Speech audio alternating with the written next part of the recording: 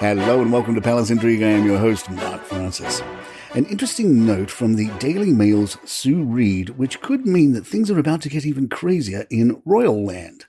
According to Reed, Harry's book may be stirring up theories regarding Diana's death.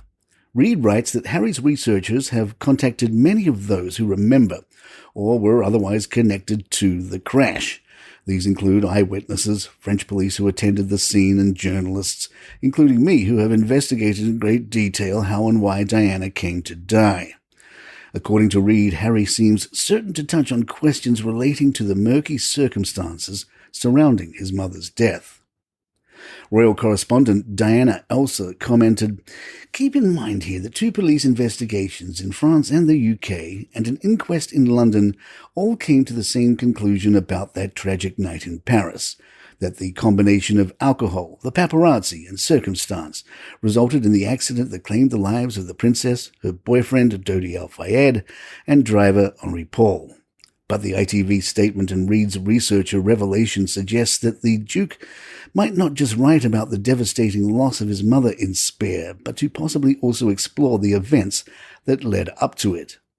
Nelson Mandela's granddaughter is not happy with Harry and Meghan over their more recent Netflix documentary Live to Lead, which came out on New Year's Eve, to not much reaction.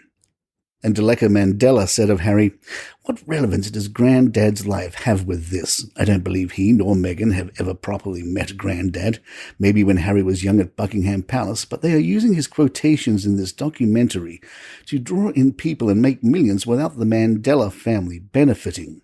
I know the Nelson Mandela Foundation has supported the initiative, but people have stolen Grandfather's quotes for years and have used his legacy because they know his name sells. Harry and Meghan are no different from them. I admire Harry for having the confidence to break away from an institution as iconic as the royal family. Granddad rebelled against an arranged marriage to find his own path in life. But it comes at a price. You have to then fund your own life. I've made peace with people using Granddad's name, but it's still deeply upsetting and tedious every time it happens." With surprisingly no official excerpts from Harry's book, all we hear are rumours of what might be inside. The word on the street is that it's hard on William and will tick off Kate, but one person who goes unscathed is Camilla. Royal watchers observe that Camilla was not a subject of the recent Netflix documentary and is not expected to be a major source of contention in Harry telling his life story, which presumably includes his parents' divorce in some way. A source for the Daily Mail says Harry has been reportedly warned by his father, King Charles III, that speaking negatively about her would be a red line for him. Palace Intrigue will be right back. Tory MP Tim Loughton would like Prince Harry to just shut the F up, in a tweet responding to a trailer for Harry's 60 Minutes interview. The teaser clips of Harry's upcoming interviews did not go over well in general, The Guardian recapped. Columnists have drawn deeply on the well of indignant metaphor and adjective, a well that surely must be close to running dry given the sure fit of Sussex publicity that has bookended this Christmas. "Watch out, Windsor's bitter Harry's heating up his tureen of spleen again," read one headline, while others described him as trashing his family or being engaged in a cynical money-making exercise with a story that had a short shelf life. From Buckingham Palace and Kensington Palace there has been silence, in public at least, with sources clearly indicating no desire for tit-for-tat. The royal family's mantra, according to Harry, is "never complain, never explain," but he says in the CBS clip that this is just a motto, and that behind the scenes a lot of complaining does go on. He implies it manifests itself in spoon-fed stories to a compliant press. If any of the royals do react publicly, the bookies' money would be on the Prince of Wales. Harry has already alleged his brother screamed and shouted at him during the Sandringham meeting that sealed the Sussexes' departure from the UK and the royal fold. Perhaps what will cut William most deeply, though, is his brother's monopolisation of the memory of their mother Diana, Princess of Wales. Harry has spoken many times about the lasting psychological impact of her premature death on him. Unfettered by protocol, he has claimed to her publicly time and again that there is every expectation this will form a significant part of the book. ITV, in promoting the interview, said Harry would speak about his personal relationships and never before heard details surrounding her death. It will be a fascinating week, with the 2 TV interviews on Sunday, followed by the release of the book.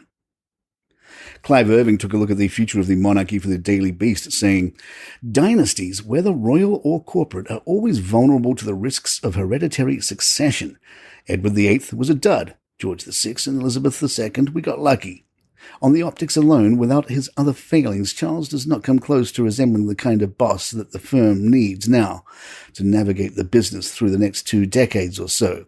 Charles and Camilla, William and Kate, which pairing looks right to meet the moment? William has worked hard not to be a Spencer. He has grown convincingly into a Windsor. In effect, he's been captured by them. The upside of that is no surprises, nothing impulsive. The downside is a robotic performance at the rostrum, fully on display during the Caribbean fiasco, essentially a lack of the Spencer magic spontaneity. But that's okay. The steady hand, the admirable wife and family, good equipment for the job ahead, but only if Charles has the good sense to let the Cambridges have equal standing on the stage and a strong influence behind it. And there you have it. If you'd like to email us, our address is thepalaceintrigue@gmail.com. Please follow us on Spotify, iTunes, Google Podcasts, wherever you get your favorite shows. I'm Mark Francis. My thanks to John McDermott. This is Palace Intrigue, and good times. All right, here's the pitch. 5 stories. They're all good news. It's called 5 Good News Stories. No negative news, just good news. Nice, easy way to start your day. Hopefully a smile. Hi, I'm Johnny Mack, host of 5 Good News Stories. You get the premise? There's 5 stories, and they're all good news. It's the number 5 Good News Stories. 5 Good News Stories. Follow the show wherever you get your podcasts.